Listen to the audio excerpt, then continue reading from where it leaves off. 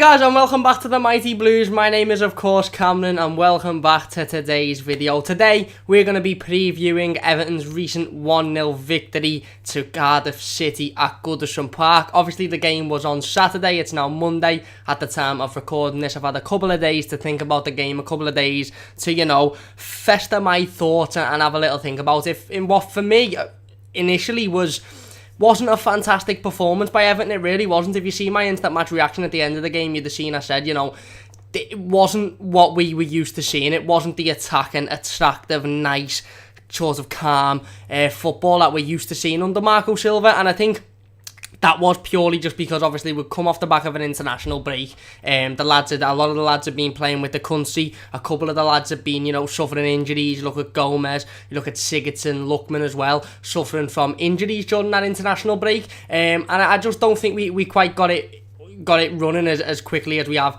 in previous games. I don't think we particularly struggled because obviously we had about 77% worth of possession or something stupid. We had bloody 16 odd attempts or something like that. We were creating the chances, we just couldn't put the ball in the back of the net, and I think that was our issue on Saturday. Obviously Gylfi Sigurdsson got the goal, but I think other than that we weren't fantastic, and that's something that I want to speak about in this video. So that is a major point for me. Like I've just said, we weren't fantastic at all. Obviously we struggled to get the ball in the right positions, and when we did, we couldn't convert. Richarlison has a chance in the first half, a header, can't put it near the goal. He puts it straight to the keeper, in fact, can't put it either side of the keeper. I know Andre Gomez gets one-on-one at one point from a tight angle and attempts to shoot rather than put it across. Ademo Lookman, when he come on, although he looked fantastically bright, he had an opportunity in the box and couldn't just quite get his feet together and get the ball in the back of the net. But I think overall, that is what we've taken from this game, is that we haven't played particularly well, and we've come out and we've said, you know what, we weren't fantastic today. That was one of our, worst performances this season, and we've still got the victory, and we've still slugged it out against a tough team. Let's be honest, it wasn't the game that some of us were thinking, or some of us were, maybe predicting. Certainly me, I thought we'd go into this game and we'd knock 3 or 4, maybe even 5 past these, and, it'd be dreamland, and we'd be going into the derby off the back of a massive win, but it wasn't to be. It really wasn't to be. We struggled to break them down because they sat 11 men behind the ball, and that's what we aren't used to that this season. If you can take anything from Marco Silva's first season so far in charge with Everton, it's that we are more than happy for the opposition to have the ball. We will say, you have the ball, and we will come to you. We will attack you. We will get you on the break, and we will cause havoc, exactly like we did in that Brighton game. One of their they had a corner, we go down the other end, we score. Their defence has the ball, a cut across, Richarlison reads it, another goal.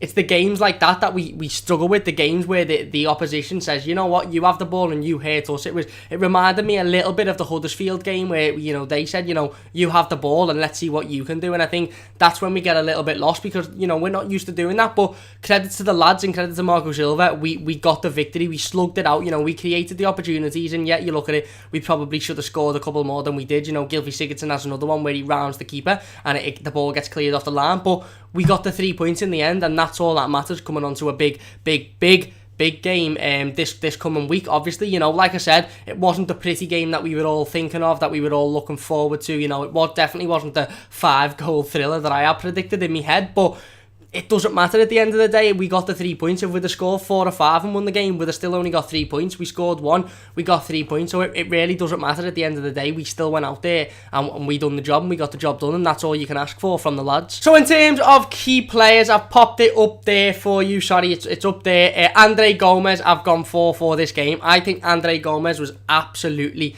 outstanding. I think when you were watching the game, you looked at the squad, you thought, okay, Bernard, is playing well in patches, but he is struggling as well. Theo Walcott, very similarly. Richarlison didn't really get involved as much as, we'd like to see him involved. But for me, Andre Gomez was the one player that throughout the whole game you looked at and you went, you know what, you are absolutely unbelievable. He was quality from start to finish. Every time he got the ball, he was comfortable with it. He was taking on players. He was, going round players. He was playing nice, short passes, easy passes, something that we've lacked so much in that midfield over the last couple of years, is someone that'll just pick it up and ping it either way, nice and easy. Doesn't go backwards, doesn't turn around, his first thought isn't what's behind me. His first thought is, okay, what's in front of me, where can I ping it? And again today, he was absolutely fantastic. There was a couple of moments in that game where you look and you just think, we need to sign this lad. We really need to go balls to the wall to sign this lad. There was one moment where he had the ball in the midfield, centre of the midfield, and he had about 3 or 4 Cardiff City players around him, and he takes the ball and he I don't even know what happens. He just magically moves it around with his feet, and next minute the Cardiff City players are all just looking at each other, and he's down the other end of the pitch with the ball, spraying passes again. And another chance, he had the ball on the edge of the box. It was the left hand side. I was actually sitting in the park end watching this, and he does some sort of flip flap round their defender and gets the crossing. And again, he was absolutely quality today. And there's been some news come out in the last sort of day or so about Marco Silva saying, he's been massively impressed with him so far, and he doesn't want to put pressure on him, so he doesn't want to mention a permanent move, but that is definitely something that we will be looking at towards the end of the season, and Marco Silva hopes to begin negotiations with Barcelona as soon as possible over that, and I think that will just be fantastic. If we can sign Andre Gomes on a permanent, that'll be one of the best signings Everton have made in recent years. I don't care what anybody says, it really will. The lad is absolutely unbelievable, and I've seen people on Twitter today saying, forget the Arteta comparisons, he's the best we've had since Bracewell, and I didn't get to watch Bracewell, unfortunately, I'm too young, but for me, from what I've seen as an Evertonian in the last 20 years, I know that this lad is the best midfielder we've had since Mikel Arteta left. We never replaced Mikel Arteta for that skill and that composure in the midfield and that ability to control games, and this lad does exactly that. So for me, I'd give Barcelona whatever they want for him, and I'd bring him in tomorrow, but I understand where Marco Silva's coming from. Obviously, we don't want to pressure him, we don't want to say, we're looking at bringing you in on a permanent. We don't want to mention this to him yet because we still are very early into the season, and it's a massive thing for him. Let's be honest, he's going to have to move country, he's going to have to console with his family, his team, obviously his people over at Barcelona. So I understand where Marco Silva's coming from, that we are only a third of the way into the season so far, so it's important that we don't make him rush this decision, or we don't really mention it too much to him to put pressure on him, because that will also in turn affect his performances as well. So he is my key player for the game on Saturday. Key moments, I've gone for Glorious Gylfi. I had loads of puns for this. I had Glorious Gylfi, I had Silky Sigurdsson, I had, what else did I have?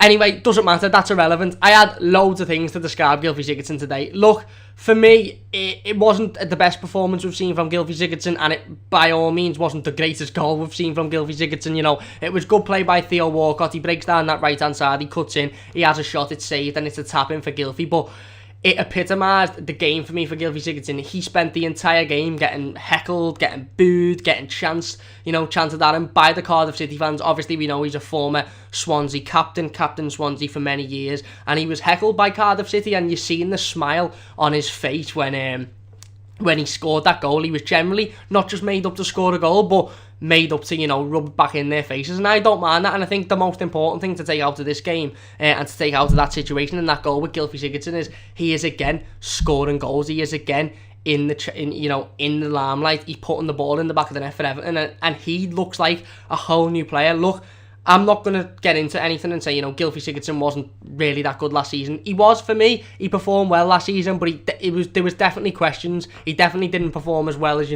his price tag would assume, or he wasn't as good as we know he can be. But this season under Marco Silva, for me, he's been absolutely fantastic. He is, he's in Sky's team of the season so far. He's, getting goals and assists all over the place. We've seen that goal against Leicester City. He's popping up, he's chasing, he's pressuring the ball, and that's one of the key things I think for me for Gylfi Sigurdsson. Look, when you sign a player like that, you're always going to get creativity, you're going to get goals, you're going to get assists, you're going to get that from him. But it's the way he pressurises the ball. Whenever an opposition player has the ball, he is the first person to chase them down. He is the first person to be on their back, and he's pressuring constantly and constantly and constantly, and that is coming from Marco Silva, and that's Marco Silva, you know, coaching him up to be the best that he can be, and he has been absolutely fantastic this season. So in terms of the game itself, like we briefly said there, you know, we had the majority of the ball. We deserved this win. I've seen a couple of things on Twitter over the last couple of days, you know, Cardiff should have had a penalty. You know, if you look at it from the outside, we only won 1-0 against a really poor, you know, Cardiff team. But when you actually, if you watch the game, you'd see that we weren't at our best at all. You know, we had 70% of the possession. We created a plethora of chances. And, you know, the chances on another day would have went in. Richarlison's header on another day finds a corner, goes in. Gylfi Sigurdsson rounding the keeper. On another day, the defender doesn't get back, it goes in. Andre Gomez's shot on another day doesn't rustle the side net, and it takes a bobble and goes in. And I think that's important, you know, to realise, is that we weren't fantastic on Saturday by any means necessary. We really weren't. We didn't perform as well as I've seen us perform. We didn't perform as well as we did against Brighton. We didn't perform as well as we did against Chelsea. We didn't even perform as well as we did against the likes of Fulham and Crystal Palace.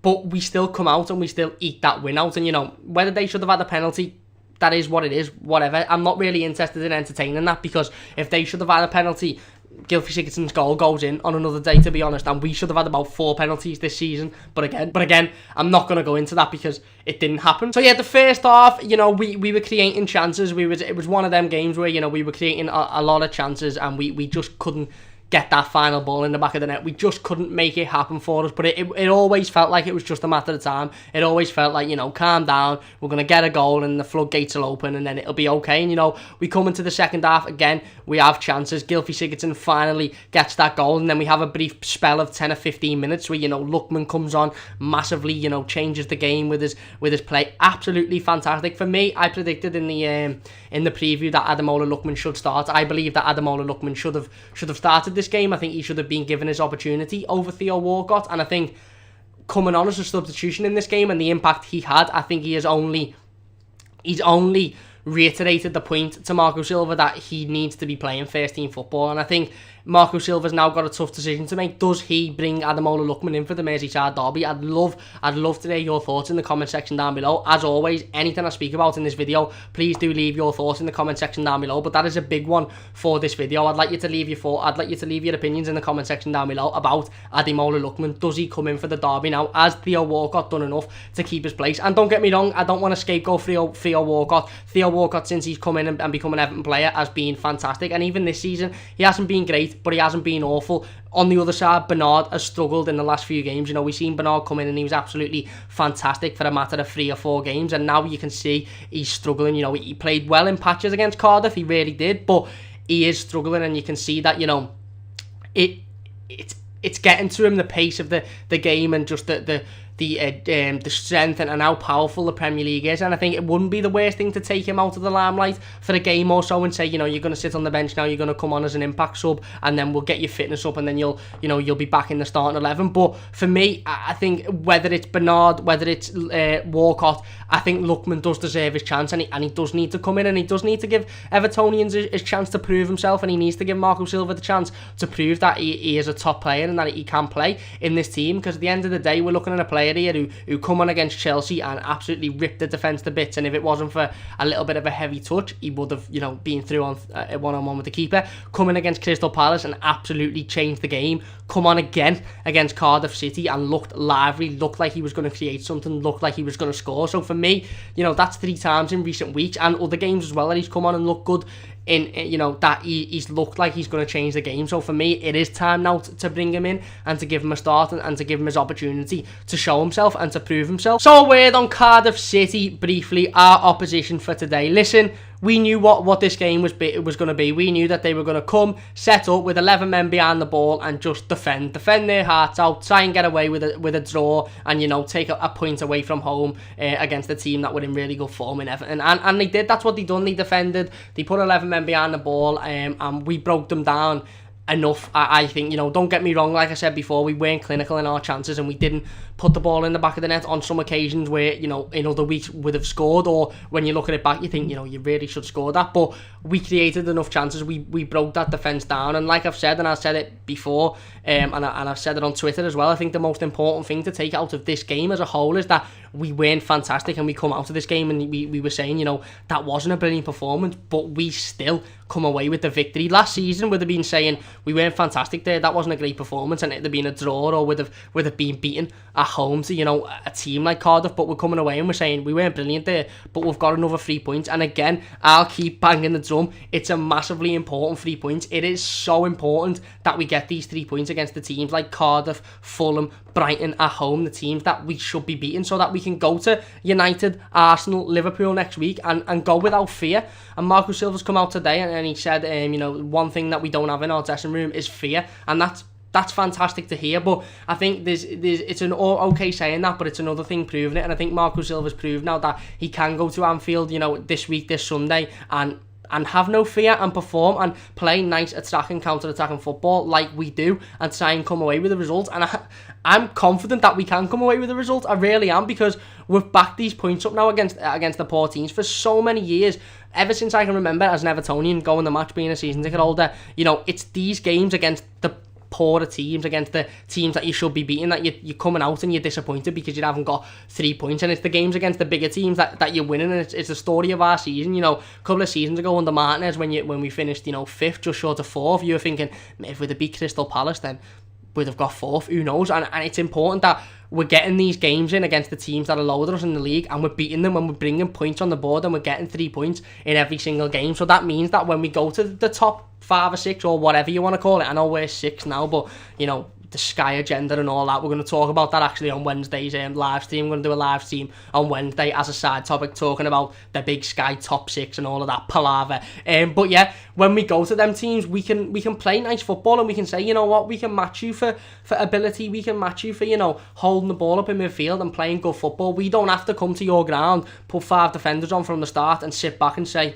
let's just defend this, and we get a draw at the end of it. We don't have to do that, and that is because we're racking them points up at home against the, you know, the teams that aren't as good as us in the league. No disrespect to, you know, Brighton or Cardiff or whatever, but they aren't as good as us. We should be beating them. You know, you look at the Premier League table now, we sit in 6th position. We are higher than Manchester United. We are just below Arsenal. We have broken that top 6. Like I said, I'll be speaking about that on Wednesday, but just as a, you know, as a side note, we've broken that top 6. We've broken that sort of big Sky weird, you know, sort of situation they have here, where all these clubs should finish in certain positions. We've broken that, we're in that now, and now this is our chance. You know, United are on a downward spiral, they're having all the issues that they're having with Mourinho and the board and whatever. Now is our time to go, you know what, we've broken this, and we're going to stay here, and we're going to float around here, and we're going to be the underdog. And at the end of the season, when people go, bloody hell, Everton finished in 6th this season, who'd have seen that coming? We can go, yeah, you know what, we did, because we're back the points up against the, you know, the poorer teams,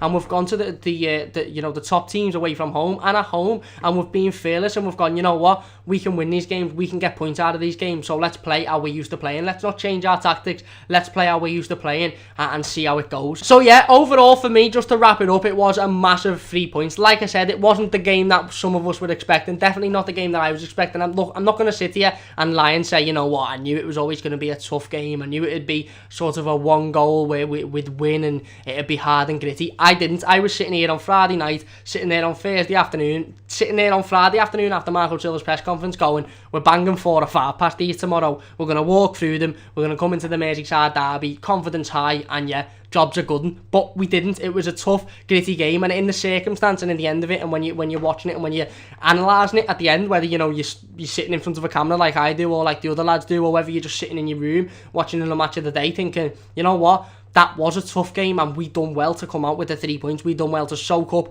their pressure. We done well to break their, you know, strong. They had 2 massive centre-halves. We done well to break that down, and, you know, okay, the goal was a tap-in, and it maybe was a little bit fortunate to come off the keeper, but if it wasn't that goal, it would have been Gylfi rounding the keeper. It'd have been Richarlison's header on another day. We done well in it, and it's an important 3 points for Marco Silva's men coming on to obviously the Merseyside derby. Now, I don't usually do this, but just before we wrap this video up, I do just want to mention that game on Sunday. Now, like I said, I'm not going to talk about it in great detail because there will be a game preview to it and there will be a discussion about it. Obviously, like I said, I'm streaming on Wednesday. I'm going to be talking about the big top 6 and some of the Everton news, but I will be discussing, you know, the derby in brief in that video as well. But I do just want to say, obviously, our next Premier League game is against Liverpool at Anfield, and Liverpool, I don't know if you've heard any of the fans gloating. You know, I've heard a couple. No, I've heard them all. They like to let it be known that they're unbeaten this season and they haven't lost. You know, they're not ahead of Manchester City because they're not as good, because Manchester City have won more games, but they haven't lost. And now it's time for Marco Silva's men to go to Anfield and break that curse of 20 odd years, however many years it is. I wasn't born, or I think I was born. I was a couple of months old when we last beat Liverpool at Anfield. I think it was in 99. I was born in 98 when we last beat Liverpool at Anfield. So it's time for Marco's men to go and break that 20-year curse, and let's stuff them. Let's just say to them, you know what, there's your unbeaten run. It's in Stanley Park, mate, because we're taking the 3 points. Yeah, I am confident, and it seems weird, it really does, because I'm never confident going into a Merseyside derby at Anfield, and I can tell you that on Sunday morning, it's on Sunday, and Saturday afternoon, I'll be bricking it. I will be bricking it. I'll be on the edge of my seat like I am for every single Merseyside derby. But I think, you know, you hear this cliche in you know, when derbies come up, you know, we should have beat them last season at Goodison because, you know, we had the chances. We should have beat them the season before. We've played worse Liverpool teams and we haven't beat them. For me, it doesn't lie on the starting 11. It lies on the manager, and it lies on how Marco Silva goes into this game. The reason we didn't beat Liverpool at Goodison Park last year is because the manager didn't set up to beat them. He set up to get a draw. The reason we didn't beat them at Anfield is because we set up to get a scrappy draw. Same with previous seasons. That's why we haven't been successful against Liverpool. I firmly believe Marco Silva will go out at Anfield, see it as another game, see it as, you know, he'll tell the players, just so you know, this is a Merseyside derby. You know, Lucas Dean isn't going to be scared of Liverpool and Anfield. He's played in the Italian league, he's played in the Spanish league, he's played in some of the top leagues in the world. Yerry Mina played in a World Cup quarter-final, big, massive centre-half. He ain't going to be scared of Liverpool. Andre Gomez, silky footballer, absolutely fantastic. He ain't going to be worried about James Milner and bloody Jorginho, Wijnaldum, or whoever they play. You know what I mean? Richarlison, young kid, on fire. He ain't going to be worried about Liverpool. All these new signings that have come in, they ain't going to be scared to go up against this Liverpool team, and I think that's important that Marco Silva instills that. Let's not go into the derby and say, let's put 5 at the back and come out with a draw because it'll be good away from home. Yes, it would. If we come out of Anfield with a draw now, you know, I'm sitting here going, I'd love a draw in Anfield, I'd take it, I would, but on Sunday afternoon, we might be sitting here going, you know what, we could have got the 3 points there if we could have just been a little bit more attacking, and we've done that so many times in recent years, literally as recent as the Merseyside derby last season at Goodison Park, where you're going, take a draw here under the circumstance, and you're coming out going, Dominic Calvert-Lewin had a chance in the last 5 minutes, Cenk Tosun had a chance in the last 5 minutes, Seamus Coleman had a chance in the last 5 minutes, all, you know, clear-cut chances, really, and we should have come out with the win, and you're disappointed. So let's go there, and let's show that we can play good football, and, you know, maybe I am a bit optimistic. I'm not going to let my emotions get to me, because I know what can happen, and I'm not a bitter Everton fan. I will say Liverpool are in good form, and they are a good side, and, you know, they're capable of beating anyone in this league, but I think we're capable of giving them a good fight, and, you know, it's a derby. Anything can happen in a Merseyside derby. So, like I said, we'll talk a bit more about that in Friday's preview. But that is going to do it for this video. If you have enjoyed, please do leave a like, subscribe if you are new to the channel. Don't forget to catch up with the live streams that we done last week, as well as subscribe so you don't miss Wednesday's live stream. I will be making live streams and videos and things like that. Obviously, Friday's live stream went a little bit cocked up because of sound issues and things like that. But like I say, I'll be working on that and trying to get everything sorted for, obviously, Wednesday's live stream, so that runs as smoothly as possible, and we'll have a little bit of a discussion about this Sky Top 6 and all this and all that, and how I think we shouldn't really be too bothered about it. But that is it for this video. Please do leave your comment in the comment section down below. Who do you think the best player on the pitch was on Saturday? What do you think the key moment was? Do you think it's now time for Ademola Lookman to come in and get his chance in the starting 11? And if so, who does he replace? Are you confident going into Sunday? Do you think that we can go there and get a result and shut them lot up over the park once and for all? So thank you very much for watching. Follow us on Twitter if you haven't already to get all the latest and greatest up-to-date news on Everton Football Club. I'll see you on Wednesday for the live stream. Leave your comments down below. Thank you very much for watching, and I'll see you soon.